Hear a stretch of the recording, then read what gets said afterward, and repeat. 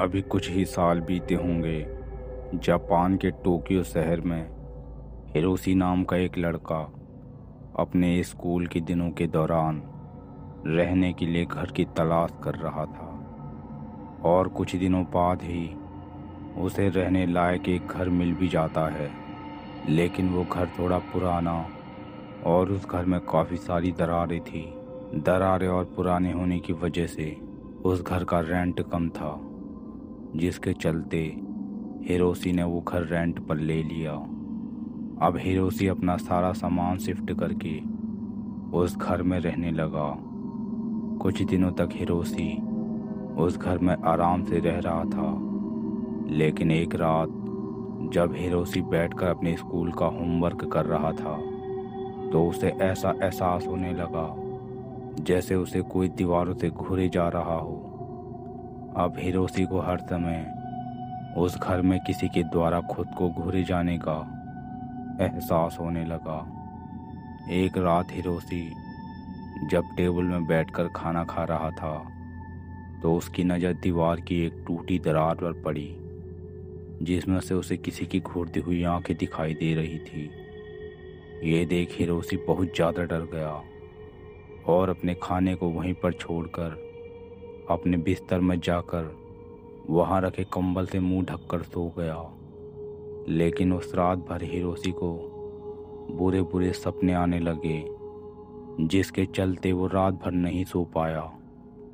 दूसरे दिन सुबह होते ही हिरोशी अपने स्कूल को चला गया, लेकिन उस दिनों से स्कूल में भी किसी के घूरे जाने का एहसास होने लगा। स्कूल खत्म होने के बाद हिरोशी अपने दोस्त हारू से मिला।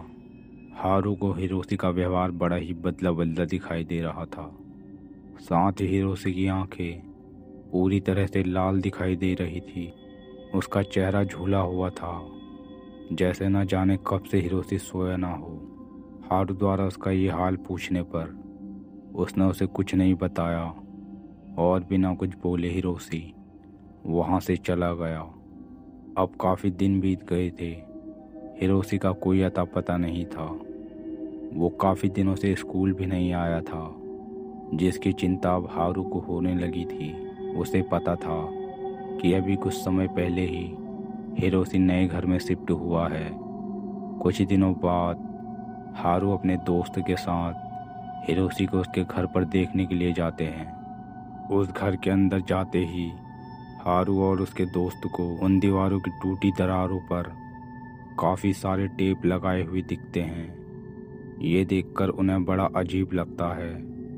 उस घर के और अंदर देखने पर हिरोशी उन्हें बिस्तर पर लेटा हुआ दिखता है, जिसका दिमाग पूरी तरह से किसी और के वश में लग रहा था।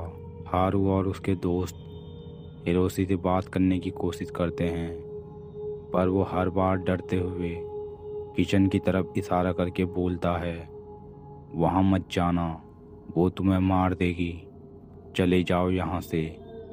हारू और उसके दो दोस्त वो उस किचन की तरफ चले जाते हैं कि वहाँ क्या है।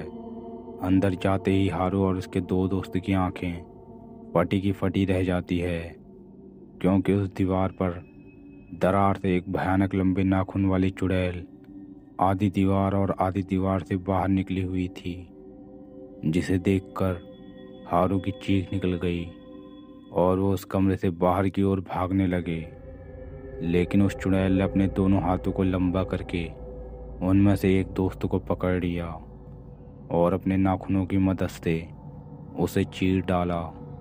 अब बाकी बचे दो दोस्त वहाँ से भागकर अपने कमरे में जाकर खुद को उन्होंने बंद कर लिया। अब वो दोनों दिमागी रूप से पागल हो गए और अपने घर में किसी से भी बात नहीं करने लगे। एक दिन हिरोशी और हारू रहस्यमय तरीके से गायब हो गए और कुछ दिनों बाद उनकी लाश शहर के पास ही एक पहाड़ी में मिली। जापान में कुछ लोग मानते हैं कि यह सब वो लड़की की आत्मा ने किया होगा, जिसे सब सुकीमा ओना बुलाते हैं, जो लोगों के घर की दरारों में रहती है। जिस व्यक्ति का उससे सामना होता है वो उस व्यक्ति को अपनी दुनिया में ले जाती है। तो दोस्तों, आज की वीडियो में बस इतना ही।